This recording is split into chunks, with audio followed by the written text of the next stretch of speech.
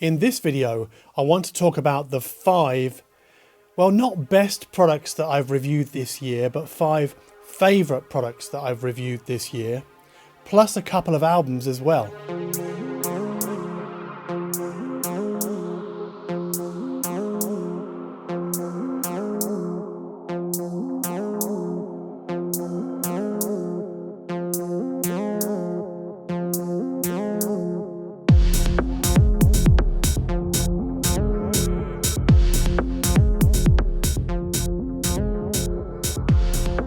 Now, to qualify for inclusion in this video, each product must have been released in 2022 or at the very end of last year. Now, unlike the Chord Mojo 2, I can't make the case for any of these products being best in their category. And unlike the Sennheiser Momentum 4 Wireless, I can't really make the case for any of them being best value either, because I haven't heard enough of other products in their respective categories. Also, a prerequisite for inclusion in this video is that I must have had the product in question here for a reasonable amount of time. And just like last year's favourites video, although I think I called it product of the year, but I should really call it favourites, just like that video, I'm only going to talk about products that I still have in my possession here right now. Now, why is it really important for me to have the product still here to include it in my favourites of the year video? Well, it's really because audio memory for me is unreliable, especially long-term audio memory. My long-term memory is good enough to tell me if I liked something last year or 6 months ago, of course. It's also good enough to tell me if I thought a product was bass heavy or bright or bass light, you know, like crude metrics. It's good enough for that. But I don't think that's good enough to provide you with the right information that you want to know to help you, well, to help guide you with your buying decisions. I can't take you all of the way, but I can take you some of the way. And most of that way, I think, is steered by the finer details that come from short-term memory recollection or having the products here for side-by-side comparisons. So those finer points are really important, which is why I don't ever do long-term memory comparisons. I'll never say, oh, I heard that amplifier 6 months ago and I think it compares to this one here in this way, and this way. No, wholly unreliable from my perspective. So that's another reason why, for me, it's really important to still have these 5 favourite products of the year here right now still. So yeah, I spent the last few weeks double checking my findings just to make sure that the products that I've included in this video are my 5 favourites of the year, and they are indeed.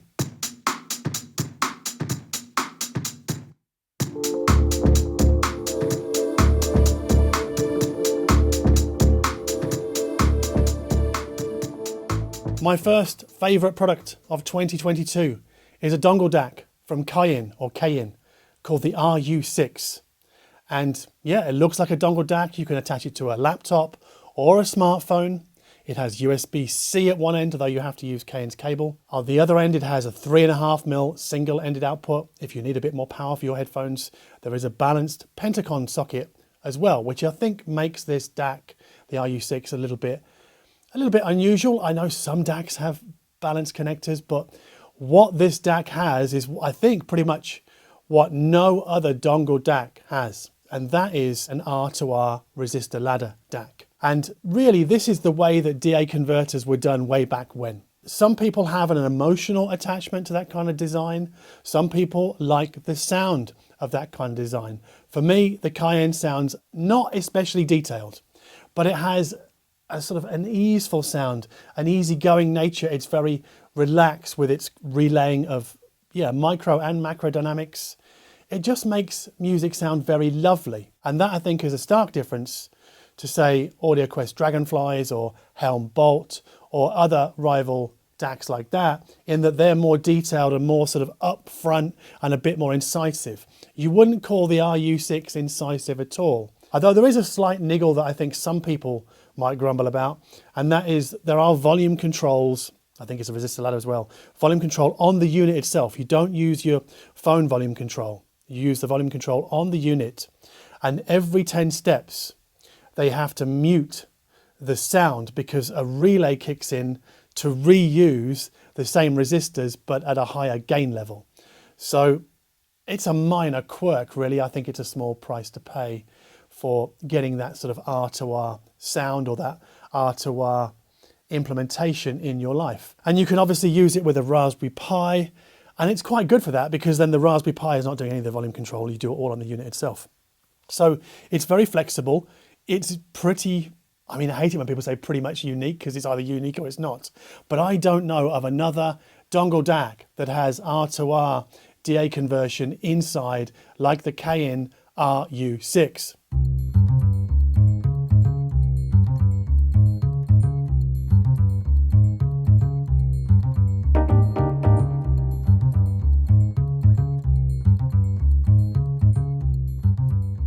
My second favourite product of 2022 is the Meze 109 Pro. Yes, I have used them with the Cayin DAC. And I only reviewed one wired headphone the entire year. And I didn't really lead that review. That was a team effort, basically in a podcast format between Srijan Iban and I. So Meze sent him a pair of the 109 Pro. They sent me a pair. And then we had a fairly extended discussion about what we found out. Now, to beginner eyes or to newcomers, you might look at the 109 Pro and just think it's just a kind of jumped up version of the 99 Classics, which is Meze's very popular but more affordable headphone. But it really isn't. This is a completely reworked headphone built from the ground up. And especially noticeable is the driver, which if you want to know about that driver, you can listen to the podcast. But it is not the same driver as used in the 99 Classics. There's a beautiful grille in front of the driver, very ornate, and quite surprising when you just see the exterior of the headphone and its wooden ear cups. This is an open-backed headphone, so you're not going to use this out in public unless you're a monster. So I think it really is for home listening, but I think the really wonderful thing about this, well, apart from the sound quality is exceptional, I think, for the €700 asking price. And yes, in case you're interested, I think this absolutely destroys the sound of the Focal Batiste or the sound of the Mark Levinson number 5909. Obviously those are both closed headphones, but even factoring that in, I still think that wired headphones sound better than their Bluetooth counterparts, even when a USB DAC inside the Bluetooth headphone is engaged, a la the Focal Batiste. But back with the Meze, it's an extremely, extremely comfortable headphone to wear. I can wear it for hours, no problem, and I have done here. In fact, I don't think I've used another headphone more this year than the 109 Pro because it is so comfortable. You just put it on your head. You don't have to adjust any sliders either. It sort of auto adjusts and it auto pivots to your head shape, really. So it's wonderfully comfortable. I think it's great to look at if you like that kind of more unusual styling. It has exceptional build quality. The driver, I think, if I'm thinking correctly, I think it has some beryllium somewhere on it, which gives it a little bit of extra life in the top end, but there's plenty of punch down below. There's a little bit of mid-bass richness sort of spooned into the frequency response. But yeah, what a great headphone. So absolutely one of my favorites of the year, and maybe just by default because I didn't try any other wired headphone at that price point, but I don't think there was anything below $1,000 that really kind of grabbed my attention. Not really. So yeah, the 109 Pro from Meze, wired headphones, one of my favorite products of 2022.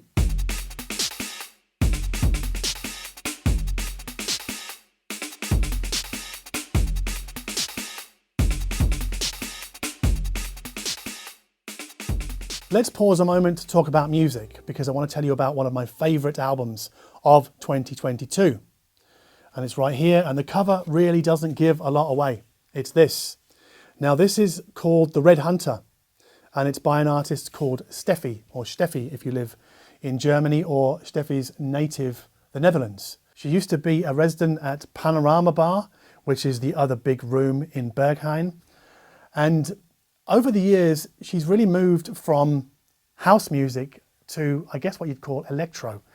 And this album, The Red Hunter, is Well, at its core, its DNA is electro, but it isn't just electro. There's also hints of techno. It features lots of twitchy, nervous rhythms, but there's also a streak of melancholia running through it. Some of it is very introspective sounding. And that's why I like it really. And it kind of reminds me of a David Byrne quote where he once said that he wants to make music that you can dance to and cry to simultaneously. And the Red Hunter's a bit like that because it features hints of Detroit techno. It features hints of early 90s ambient techno like B12 and The Black Dog. So it's not just a straight down the line electro album, and Steffi stuff very rarely is, but this is a very interesting, very unusual album. It isn't really what you'd call club bangers, and it's definitely, I think, downbeat enough or melancholic enough for home listening or behind a pair of headphones. So yeah, Steffi's The Red Hunter is one of my favourite albums of 2022.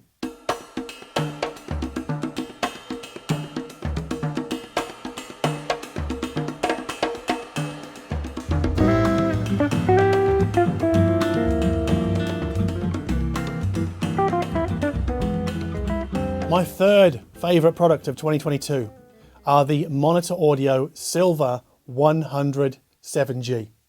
Now, normally this wouldn't qualify because this is not a new loudspeaker model. But what Monitor Audio introduced in Munich in May was a limited edition green or racing green or heritage green version to, I guess, mark their 50th anniversary. So it squeaks under the door because it's a limited edition and it was only announced and released in this year. And I still have a pair, they're over there. Now this is a larger than average, I think, stand mount loudspeaker, or I guess we call it a large stand mount loudspeaker. And for me, I think the biggest surprise when I reviewed this was I didn't necessarily thirst for a subwoofer. I know a subwoofer would have helped in sort of fleshing out the bottom end, but I didn't kind of really want one in play immediately as I do with the Wilson Audio Tune Tot or the KEF LS50 Meta. No, not at all. So that's the great thing about the Silver 100 7G is that the bass extension is pretty good, probably because it's a larger box.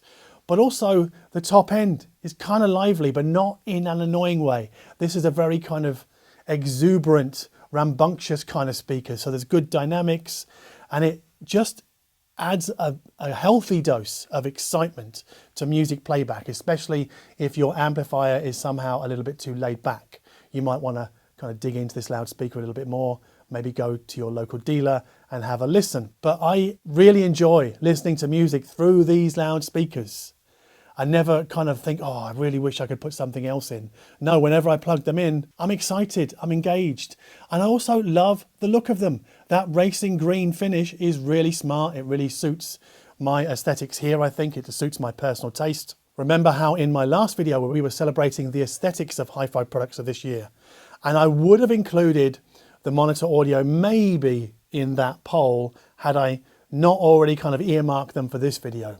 But I think the Monitor Audio deserve praise not just for their looks, but also their sound as well. So yeah, another favourite from me for 2022.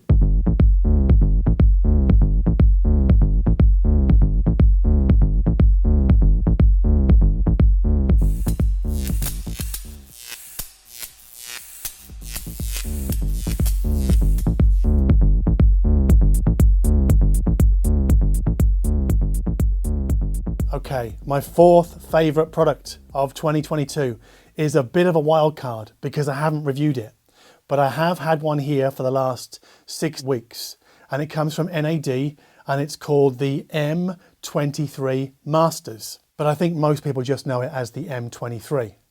Now I asked NAD for a loaner on this just so I could hear it. I was just curious. Now why I was curious was because I was reviewing the C3050 LE at the time and its DIRAC inclusion sparked memories for me of the M33. Now what the M23 and the M33 have in common is Purify's Eigentakt loudspeaker output modules, and those are designed by Bruno Putzes and Lars Risbo. and it's a new kind of Class D amplifier. But when I first, I guess, heard it, it was in the M33, and we did that video review a couple of years ago. But the M33 has a preamplifier preceding those Eigentakt modules. It has DSP, it has a DA converter. So I don't think I really got the full hit of the Eigentakt modules or what they can do from the M33 when I reviewed it at the time. That was an integrated, right?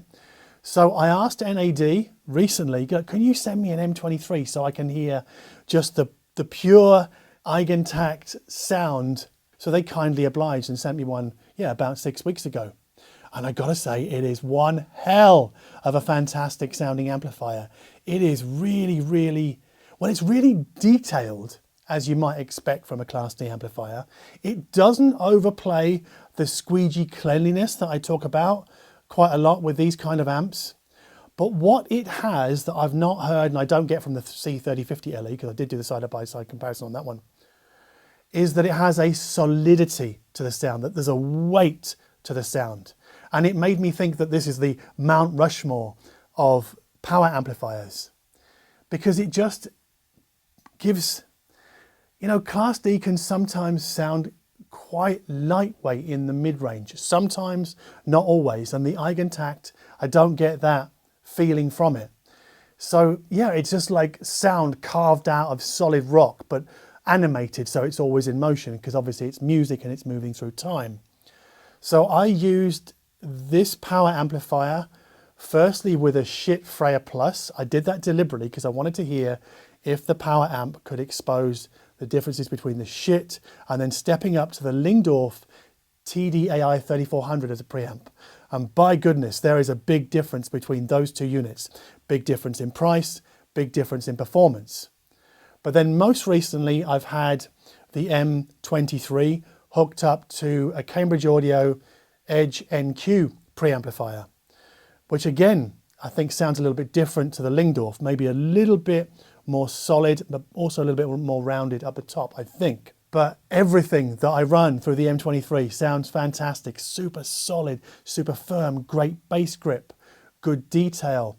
And yeah, not an overplayed treble or over-edged treble or anything like that. So for me, yeah, the M23 Masters from NAD is also one of my favorite products of 2022.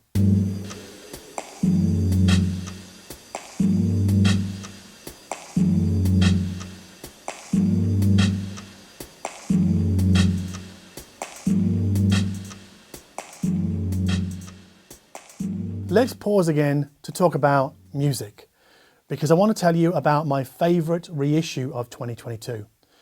And it is this. It is a 20th anniversary edition of the Flaming Lips' Yoshimi Battles the Pink Robots. But this reissue is a six CD set. And there's a great booklet that tells you the story of the album. There's even a poster, if you like that kind of thing. But we get an expanded edition of the album. I think, for me, one of my favorite discs here is the Fight Test / Ego Tripping at the Gates of Hell double EP. These came out at the time as EPs because we get cover versions of Beck's Sea Change, Radiohead's Knives Out, and Kylie Minogue's Can't Get You Out of My Head, and also a remix of Do You Realise by Scott Hardkiss. So I think what I like about this particular disc, the Fight Test Ego Tripping disc, is that I think it's a better reflection of the broad range of musical interests that I think Wayne Coyne had at the time. I think the album itself is a fairly straight down the line indie pop album. It's not as thrilling as the previous album, The Soft Bulletin, but it's still, yeah, a good sort of, yeah, it's a radio pop album mostly. Some of it gets into sort of strange psychedelic territory. But then we get a whole disc of non-LP tracks, like a whopping amount of radio sessions and different versions, and yeah, it's just huge. And then 2 live discs from 2002 and 2003, and then another disc of radio sessions. So there must be at least 10 hours of music here. And for $50, I think that's well worthwhile. You can get it on vinyl, although I think that's like 120 or something like that. And I balked at that because I thought I'm never going to play, 10 vinyl records. Not really. So I just thought this is a great reissue. This is really how it should be done. And really, unlike the David, I'm having a problem getting this back in.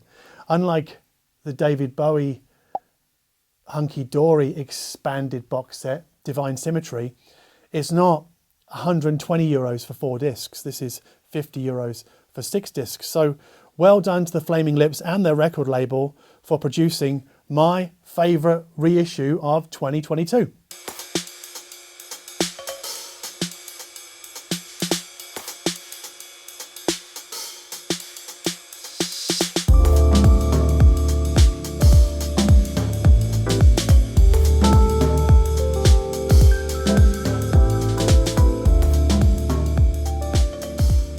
My 5th favourite product of 2022 are the Dynaudio Focus 30 loudspeakers that you see behind me. And if you buy these, you don't need to buy anything else because this is a hi-fi system in a box. So 2 speakers that contain the amplifiers, the streamers, the DACs, but also Dirac Live room correction. And I think Dirac Live room correction is what steps the Dynaudio Focus range, because there's a larger floor stander and a stand mount, what steps this range ahead of the competition, because you can correct the loudspeaker's output to compensate for some of the problems brought by your room to the loudspeakers, because obviously what we hear is the interface of the loudspeaker or its drivers with the room. And almost all rooms, almost all of them mess up that interface, mess up that sound. So Dirac Live we can use to correct some of those problems. I've never seen Dirac Live in a loudspeaker before. I think it's great that it does sit in the loudspeaker, so we don't even need an external box to implement Dirac Live, which is great. So when I say this is a hi-fi system in a box, 2 loudspeakers, nothing else to buy, I really mean it. You just plug them in, plug the mains in, and off you go. Now the one gotcha I think really is that there's no HDMI socket on the back of the primary loudspeaker. But the other cool thing about the Focus range is that they are WiSA compatible. And that means we can stream directly from some TVs directly to the speaker. But if you don't have a WiSA compatible TV, you can get a WiSA adapter or a device that allows you to go from your TV, HDMI out, HDMI into that adapter, and then that adapter or that box streams wirelessly to each loudspeaker. And that's exactly what I did with the Platin hub that came with the Bookart loudspeakers. So I've got HDMI running into these Dynaudios. Obviously it costs an extra few $100, but I think it's a price worth paying, so that I can stream HDMI direct to the loudspeakers. No, there is no lip sync lag or issues there. So it's a great way around the lack of HDMI. Otherwise you can just use Toslink. But I think feeding the Focus 30 with a lot of different hardwired inputs tends to create that cable vomit that comes off the back, which I don't like, and does kind of ruin the elegant simplicity of these loudspeakers. And the other thing I love about these loudspeakers is they look super, super handsome, and almost to the point of looking boring. I mean, I look at them sometimes and go, yeah, there's no personality to these pieces of furniture beyond them just being a fairly traditional looking loudspeaker.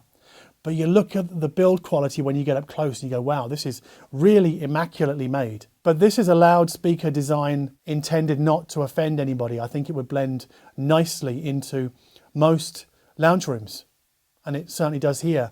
When I hook these up, I always feel like I've reclaimed my lounge room, reclaimed some space, because I don't need the hi-fi rack that I've got over here full of gear. Don't need it at all. I can just stream directly to the loudspeakers or come out of the TV into the loudspeakers. I feel like I get my life back from hi-fi. And I think that's really one of the reasons why, beyond sound quality, because they do sound fantastic. I mean, I don't have to over egg it here. I can put a link to my video review in the description box below if you want to know about sound quality, but they wouldn't feature as a favorite of 2022 if they didn't sound absolutely bloody fantastic. They're not as weighty as the Bookart, they're not as weighty as the Kef, but if this is a small floor stander, if you want a weightier version, get the Focus 50, pay more money for those. But I can't really comment on the Focus 50 because I don't have them here. But the Focus 30, I think they're absolutely bloody fantastic. They are really one of my favorite products of 2022. But I think I'll go further than that, and I'll say that they are my absolute most favorite product of 2022. Yeah, the Dynaudio Focus 30 I think is my product of the year this year. So yeah, I hope this video gives you some insight into what really fired me up this year. And I think it's a range of products. I mean, the Cayin DAC sells for 300. These loudspeakers, I think they're 7,500 euros. And then I've covered all price points in between. So yeah, if you like this video, please give us a like down below.